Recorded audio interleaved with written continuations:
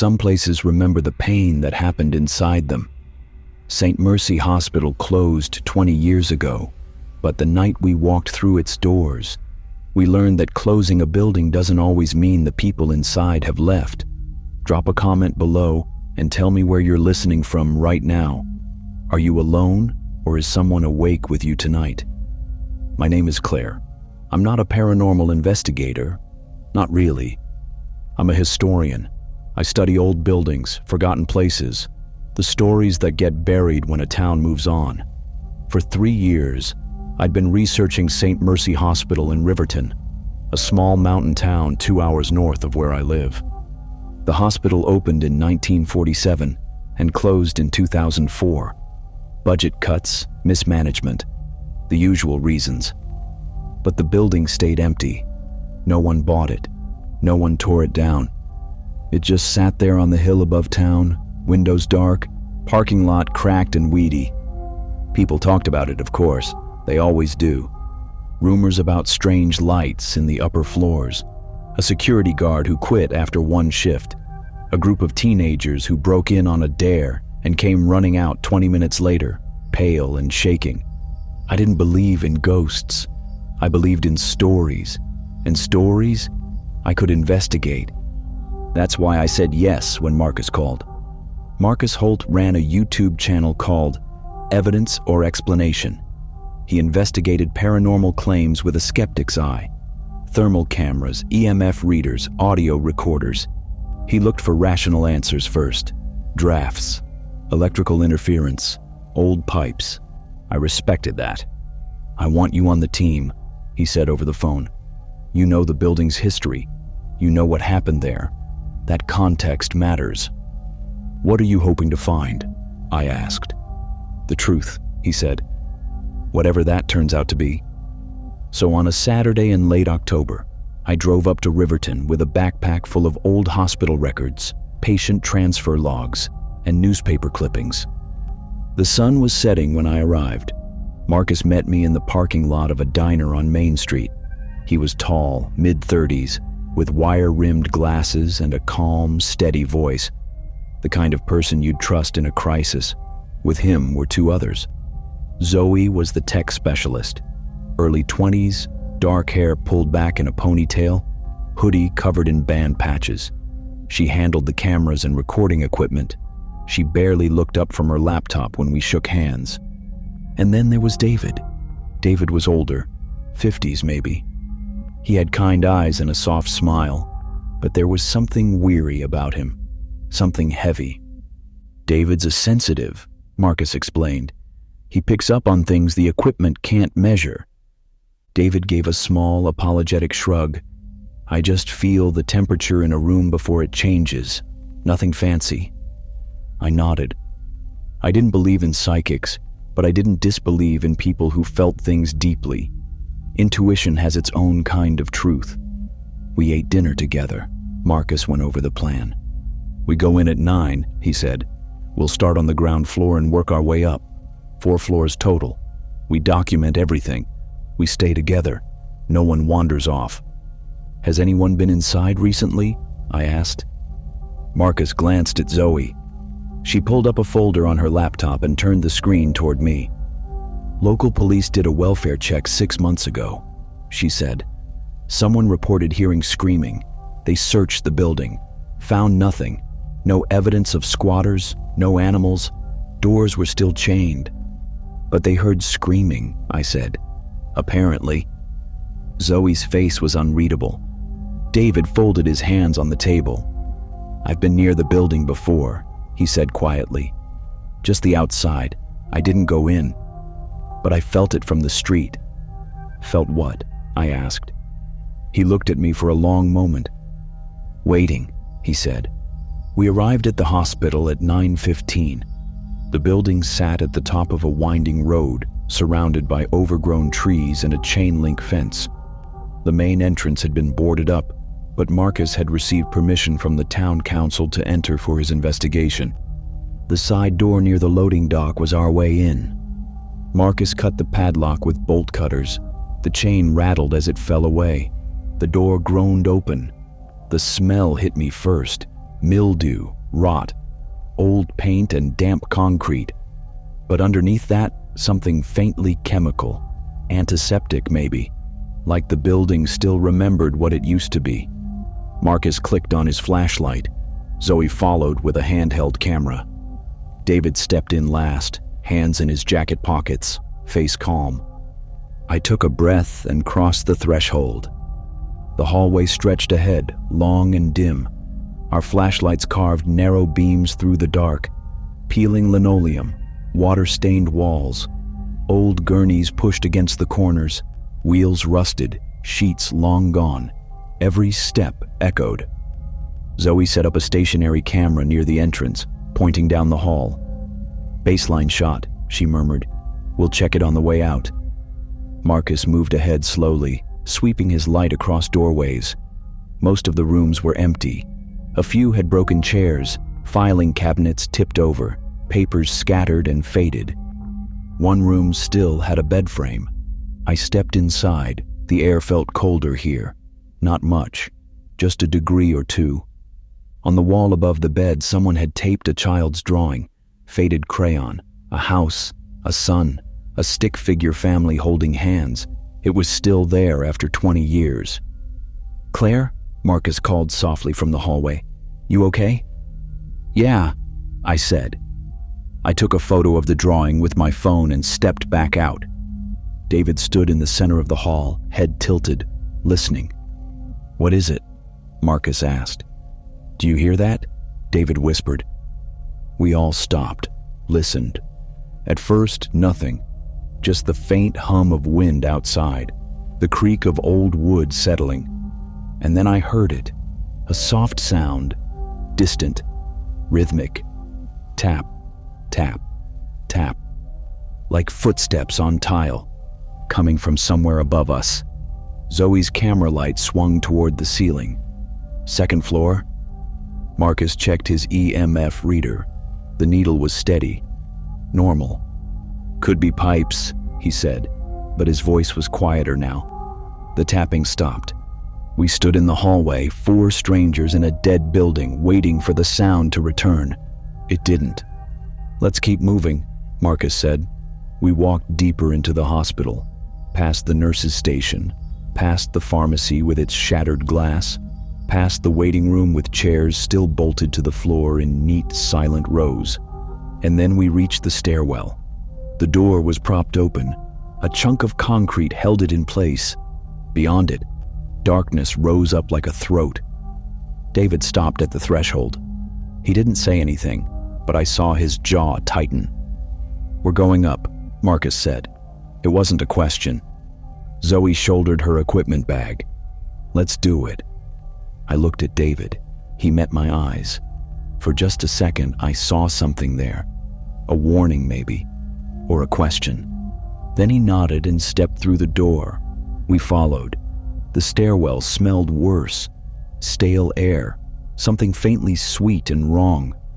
Our footsteps rang out, louder now, bouncing off concrete walls. We climbed. At the landing between the first and second floors, Marcus stopped. He raised a hand.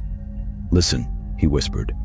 We froze, and this time we all heard it, not tapping, breathing, slow, deep, steady, coming from somewhere in the stairwell above us. The breathing in the stairwell wasn't ours. We knew that. We could feel the difference between the air leaving our lungs and the sound drifting down from the floor above. One was fear, the other was something else. Have you ever heard something you couldn't explain? Tell me in the comments what it was and whether you went looking for the source. Marcus raised his EMF reader toward the upper landing. The needle jumped. Just a flicker, then back to normal. "Electrical interference," he whispered, but he didn't sound certain.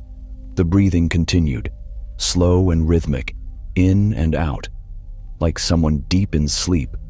Zoe aimed her camera up the stairs, the infrared light casting everything in shades of gray and white on her viewfinder.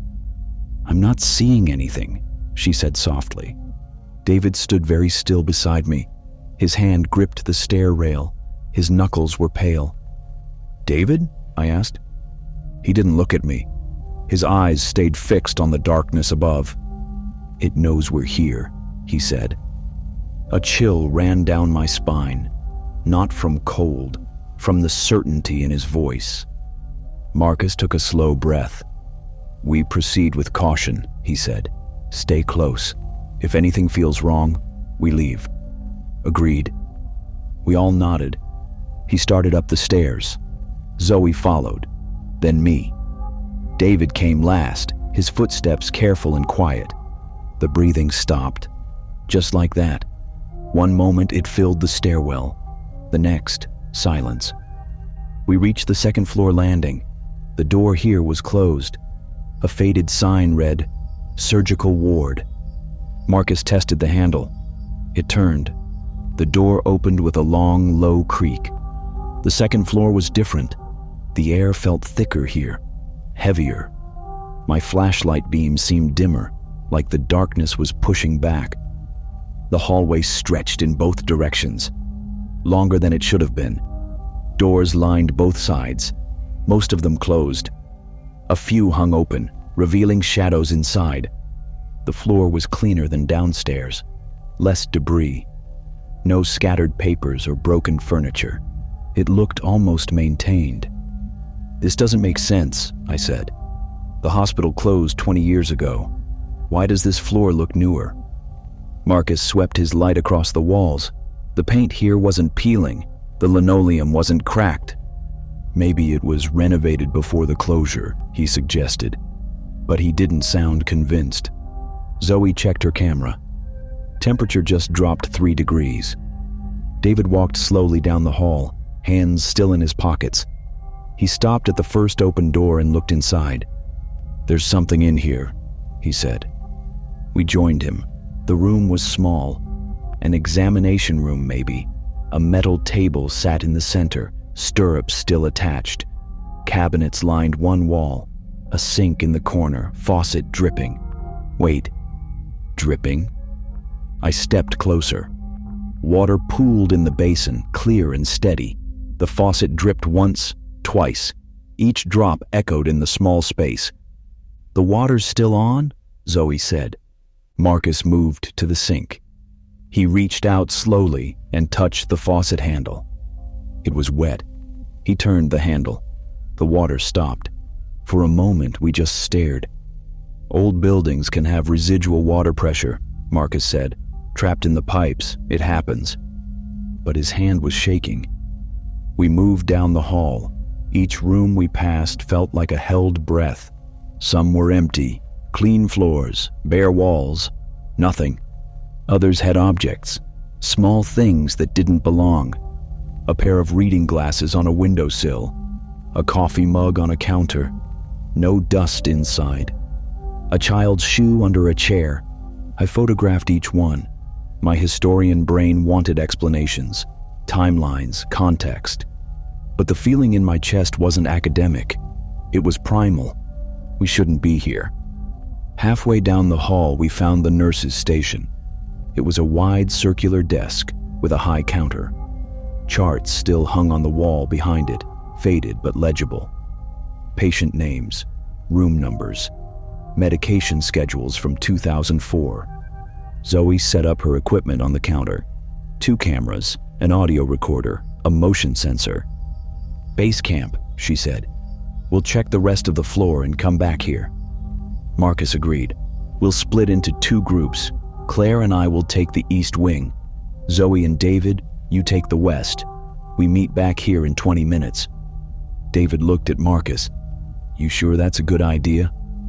"We'll stay in radio contact," Marcus said, handing each of us a walkie-talkie. "Anything strange, we regroup immediately." I didn't like it, but I didn't argue. Zoe and David headed west. Their flashlights faded into the dark. Marcus and I turned east. The east wing was quieter. Our footsteps sounded too loud, too intrusive. We passed a patient room. The door was open. I shined my light inside. 2 beds, both made. Sheets tucked tight, pillows fluffed, like someone was expected. "Marcus," I whispered. He stepped inside with me. He ran his hand over one of the beds.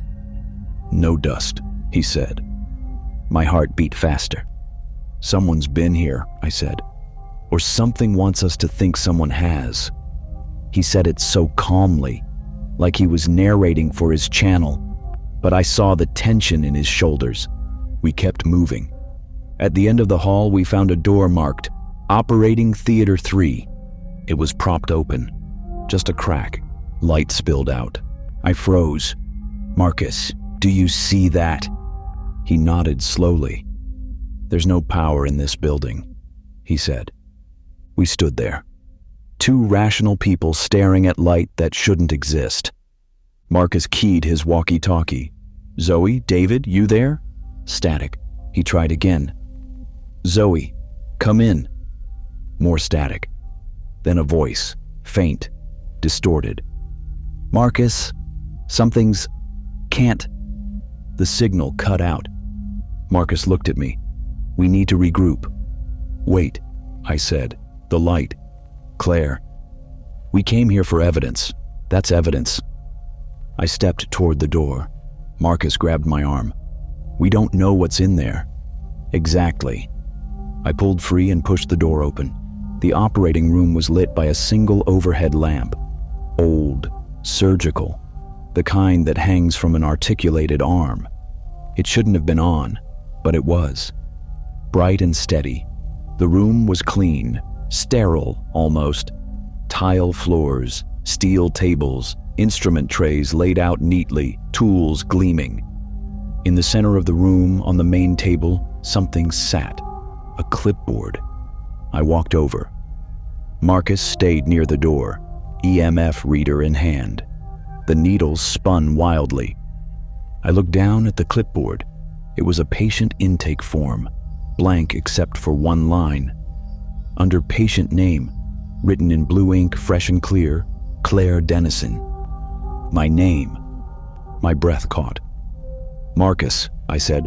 My voice came out thin. He crossed the room in 3 strides, looked at the clipboard, went pale. We're leaving, he said. Right now. The light flickered, once, twice, then it went out.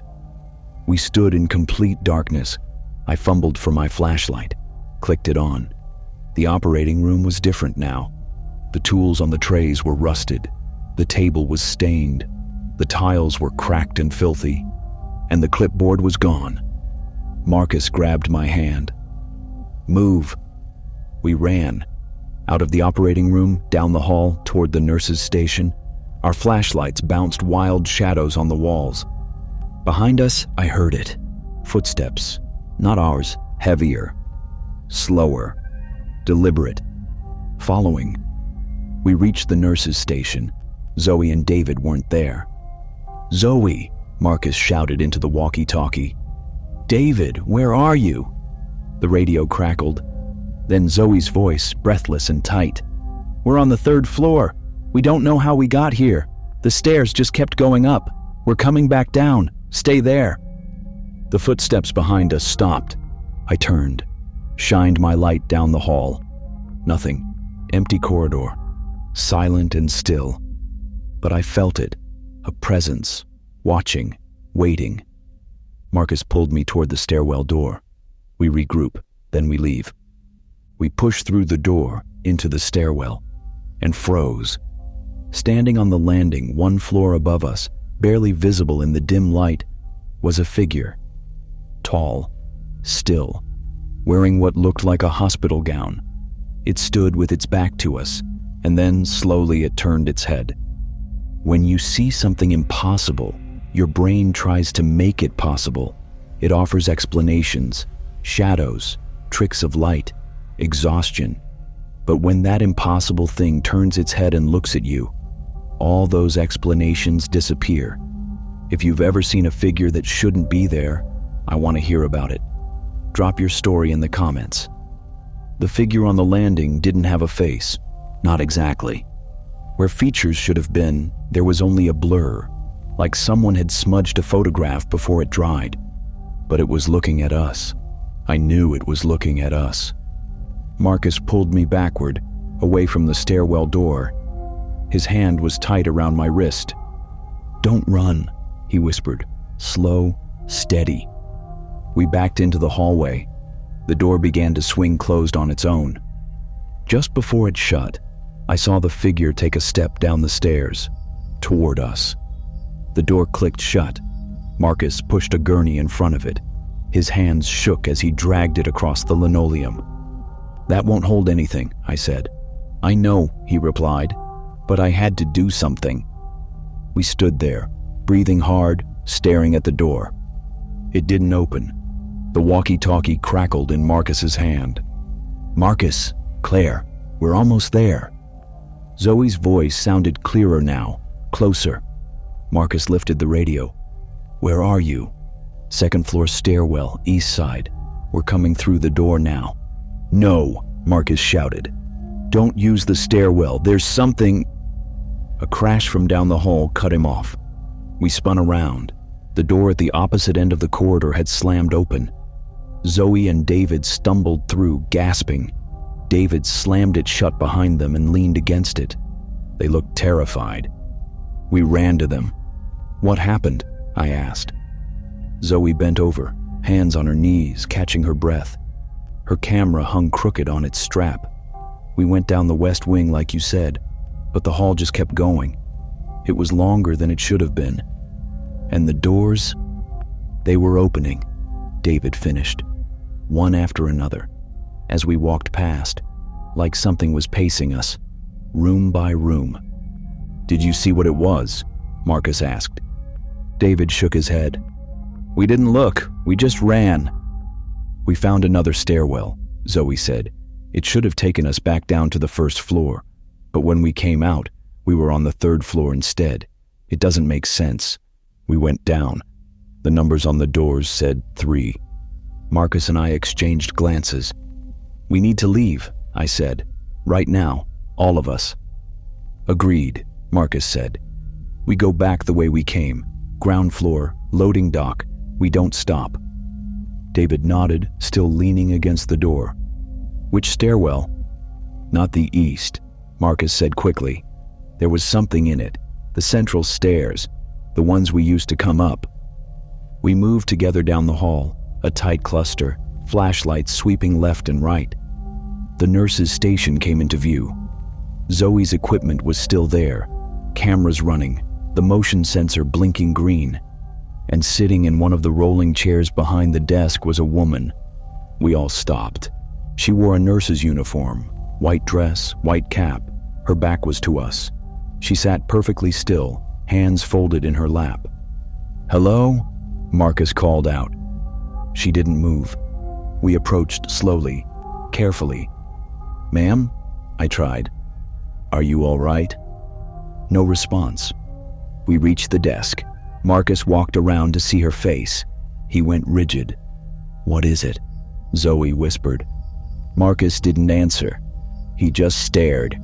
I moved beside him and looked. The woman's face was pale, too pale. Her eyes were open but empty, glassy, like a doll, and she wasn't breathing. Is she real? I asked. My voice sounded distant to my own ears. David stepped closer. He reached out slowly and touched her shoulder. His hand passed through her. She flickered, like a projection losing signal. Then she turned her head and looked directly at us. Her mouth opened. No sound came out, but I could read her lips. Help them. She vanished.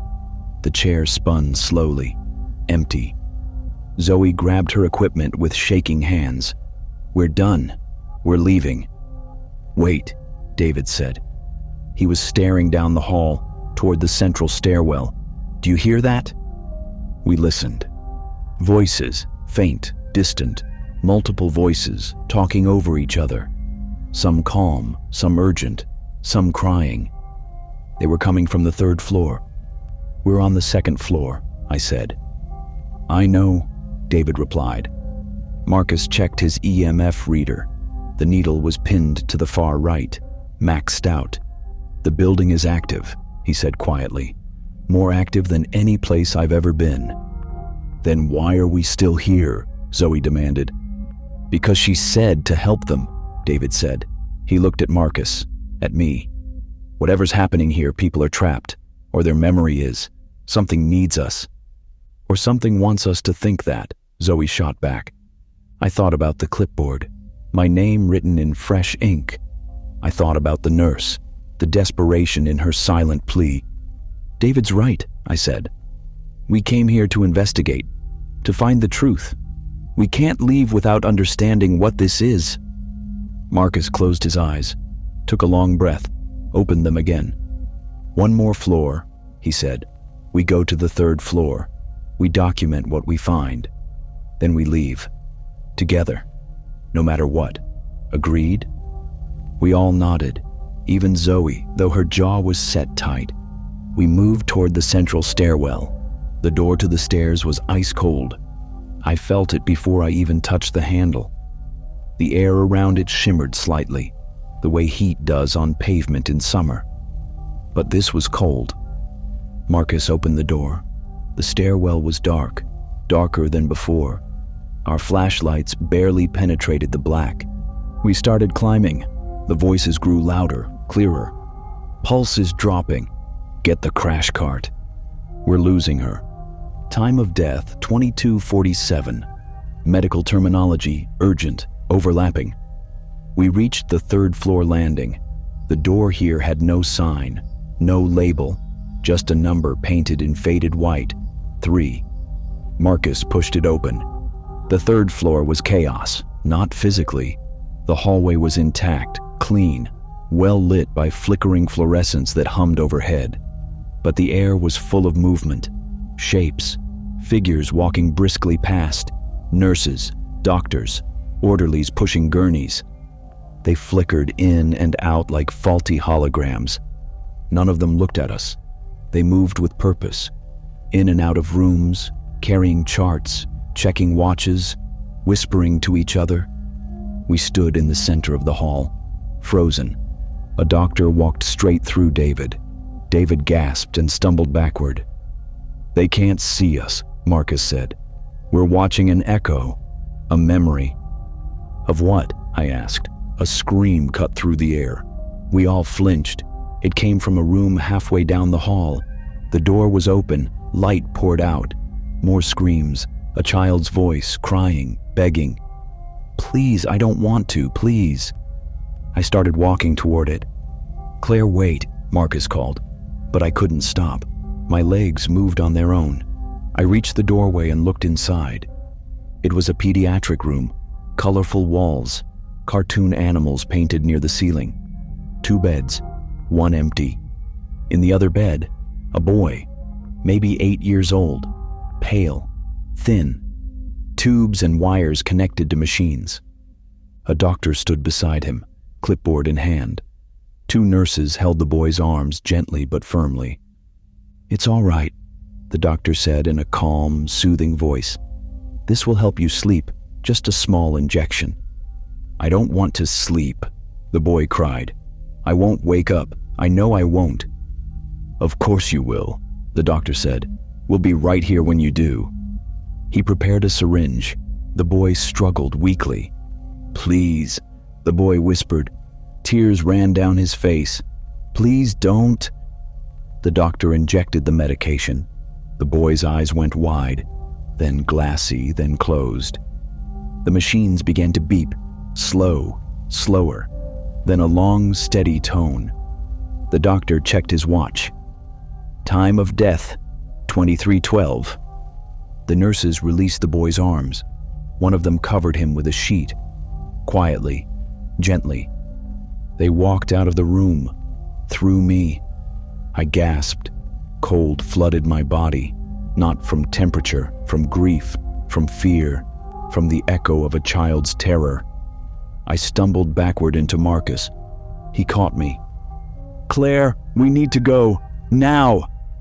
But I couldn't move. I stared at the bed. The sheet over the boy's body was moving, rising and falling, like he was breathing. The sheet slid off. The boy sat up. He looked directly at me. You came, he said. His voice was soft, grateful. She said you would. Children see the world differently than adults. They trust easily. They believe deeply. And when something goes wrong, when a promise is broken, they remember. Even after death, they remember. Have you ever made a promise you couldn't keep? Tell me what happened in the comments below.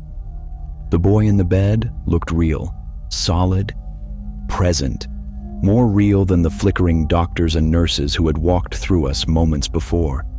His eyes were clear and bright.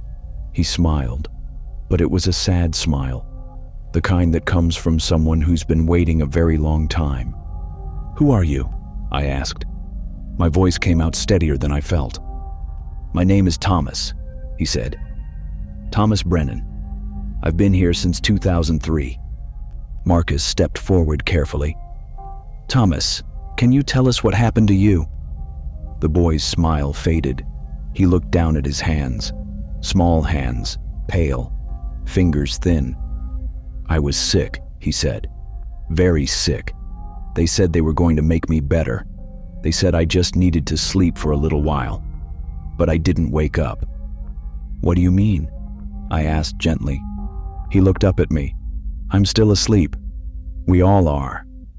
The lights in the hallway flickered. The fluorescent hum grew louder. David moved closer to the doorway. "Thomas, when you say we, who do you mean?" Thomas climbed out of the bed. He was wearing a hospital gown, thin and faded. His feet were bare. He walked to the door and pointed down the hall. "The others," he said. "The ones like me. The ones who fell asleep and couldn't wake up." I looked where he was pointing. The hallway had changed. The flickering figures of doctors and nurses were gone.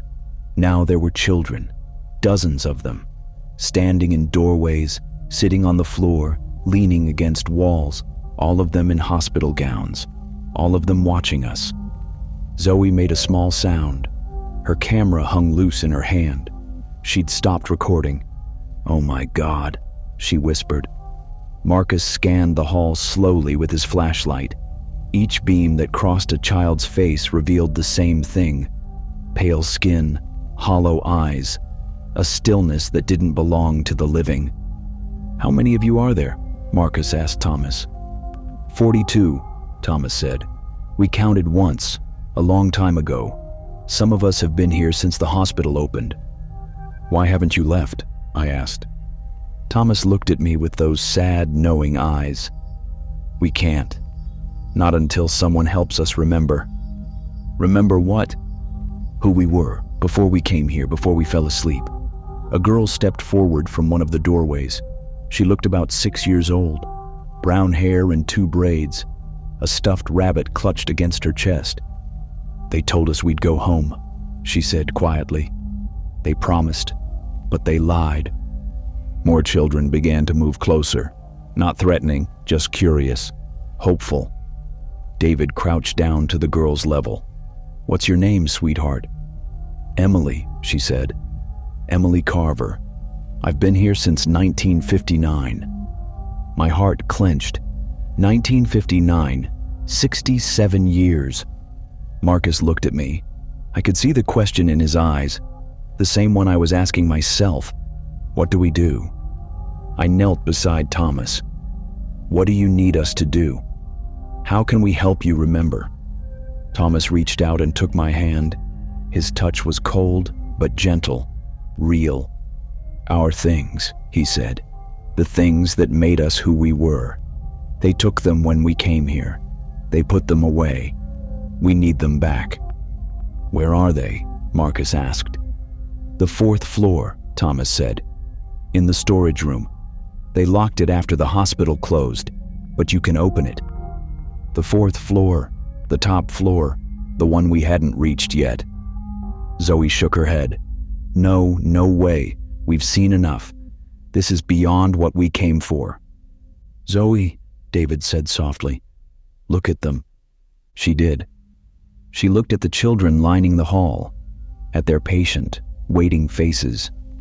Her eyes filled with tears. This isn't real. It can't be real. It's real enough, Marcus said. He looked at Thomas. If we get your things, what happens then? We remember, Thomas said simply. And when we remember, we can leave. A boy near the back of the group spoke up. His voice was hoarse, like he hadn't used it in years. "Please, we've been waiting so long."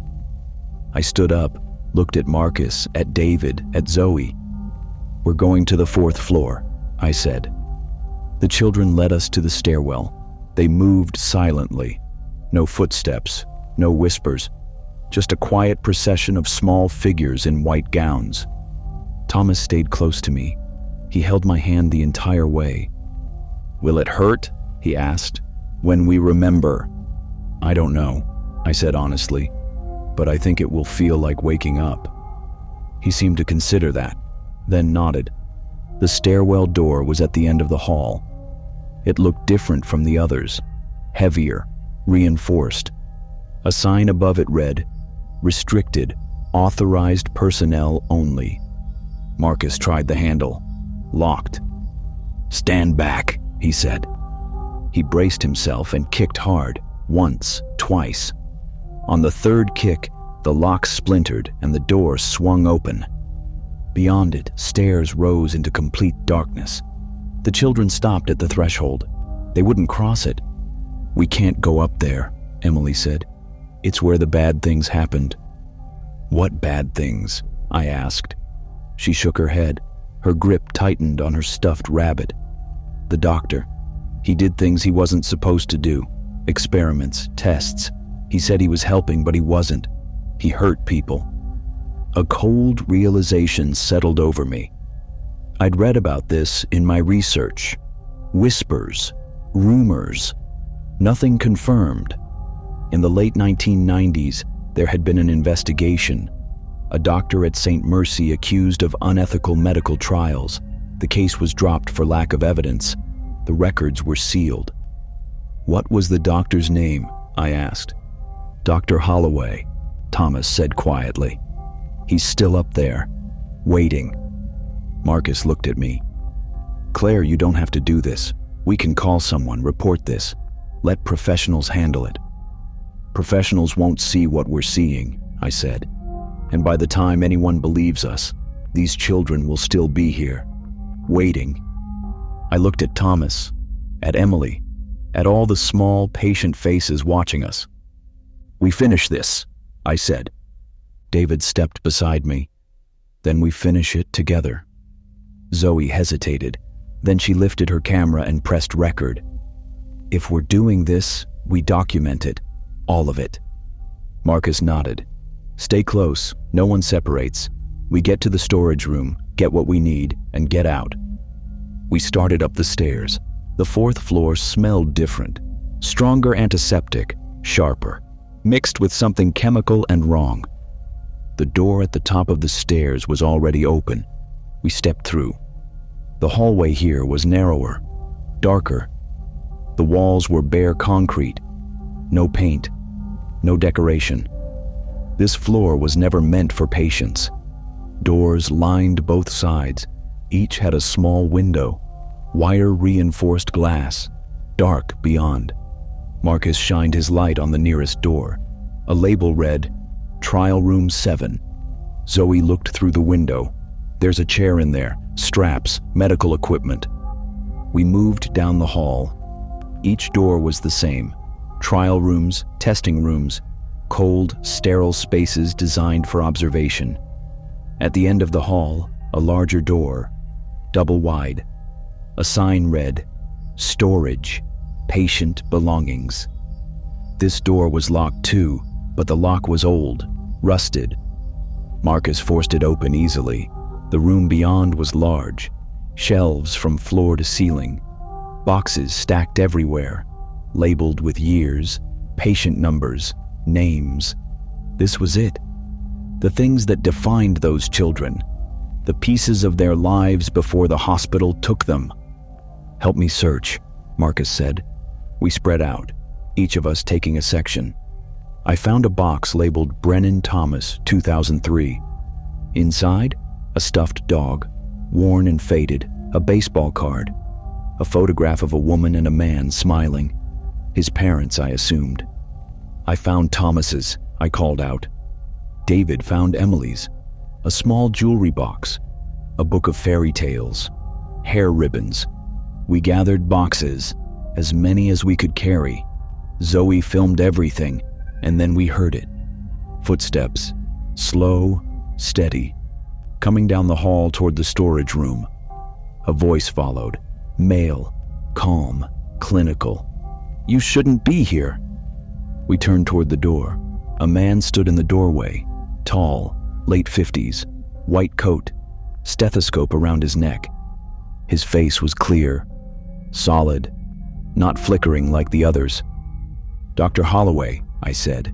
He smiled, but there was nothing warm in it. "I've been expecting you," he said. Some people believe their work is more important than the harm it causes.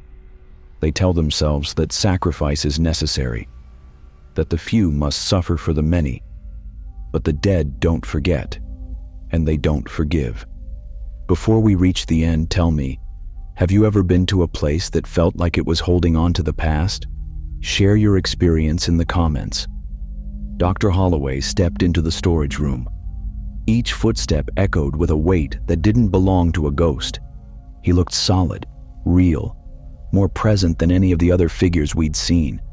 But his eyes were wrong, too dark, too empty. "You've done well to make it this far," he said. His voice was measured, professional, like he was conducting rounds. "Most people don't get past the second floor. They run. They convince themselves it was all in their heads."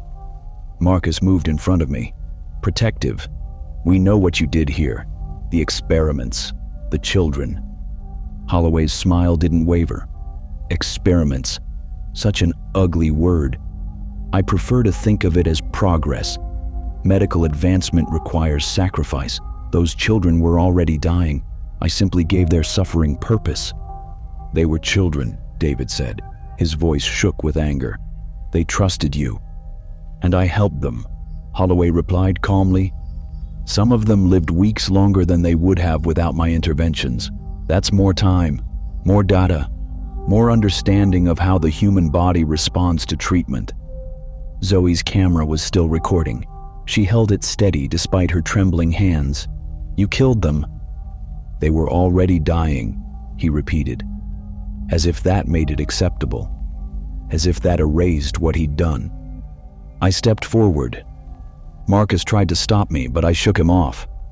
"Why are you still here?" I asked. "The hospital closed 20 years ago. You should be gone. Dead. Moved on." Holloway's smile faded. For the first time, something flickered across his face. Uncertainty, maybe even fear. "I can't leave," he said quietly. "Not while they're still here. They won't let me go." "Good," I said. His eyes snapped to mine. The darkness in them deepened. "You think you understand what's happening here," he said. "You think you're the heroes, coming to rescue the lost children, setting them free." He took a step closer. "But you don't understand at all. Those children need to stay here. If they remember who they were, if they leave this place, what do you think happens to me?" "You face what you did," Marcus said. "You answer for it." Holloway laughed, a cold, bitter sound. "I've been answering for it for 20 years, trapped in this building, reliving every procedure, every trial, every moment of my work, over and over. Do you know what that's like?" "I don't care," I said. His face hardened. "Then you've made a mistake coming here." The door behind him slammed shut. The lights went out. We stood in complete darkness, only our flashlights cutting thin beams through the black. "Everyone stay together," Marcus said. Something moved in the darkness, fast, circling us.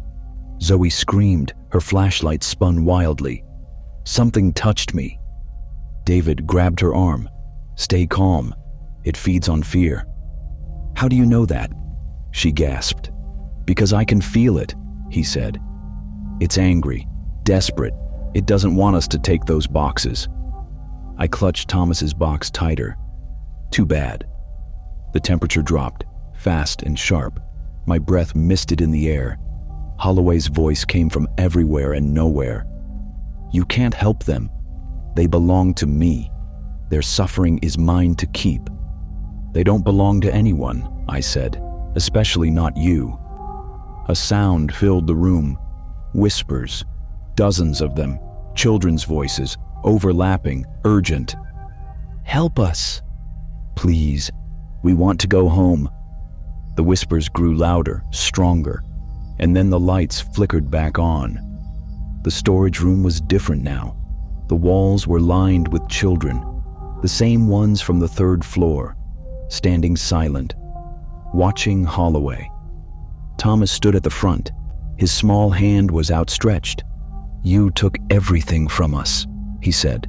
His voice was clear, strong. Our families, our futures, our lives, but you can't keep us anymore.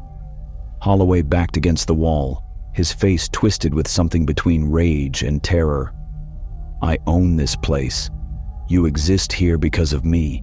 Without me, you're nothing. Emily stepped forward. She held her stuffed rabbit close. You're wrong. We're not here because of you. We're here in spite of you. More children moved closer. They formed a circle around Holloway. He looked at me. Make them stop, please. I didn't mean for this to happen. I was trying to help. I was trying to... You weren't trying to help, I said quietly. You were trying to be important, and you destroyed lives to do it. Thomas reached out and touched Holloway's hand. The doctor froze. His eyes went wide. No, he whispered. No, please, I don't want to.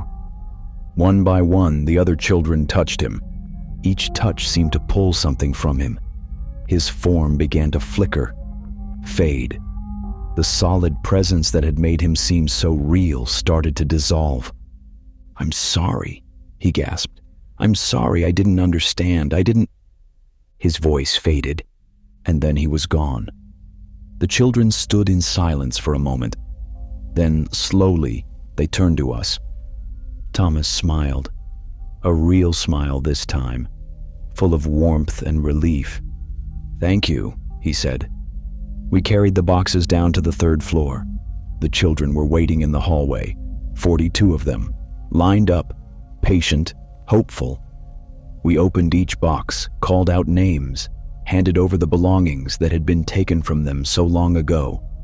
A boy received a toy truck and laughed. The sound was like sunlight breaking through clouds. A girl held a locket and whispered, Mama. One by one, as each child took their belongings, they began to glow. Soft at first, then brighter, and one by one, they faded. Not disappearing, not vanishing, leaving, going home. Thomas was the last. He held his stuffed dog close and looked up at me. Will you remember us? He asked. I knelt down, touched his cheek. Always. He hugged me. For just a moment, I felt his warmth, his weight, his life. Then he stepped back and smiled. Thank you for keeping your promise, he said. And he was gone. The four of us stood in the empty hallway. The lights had dimmed. The building felt different now. Quiet, peaceful, like something heavy had been lifted. Zoe lowered her camera. Tears streaked her face. Did that really just happen? Yes, David said softly.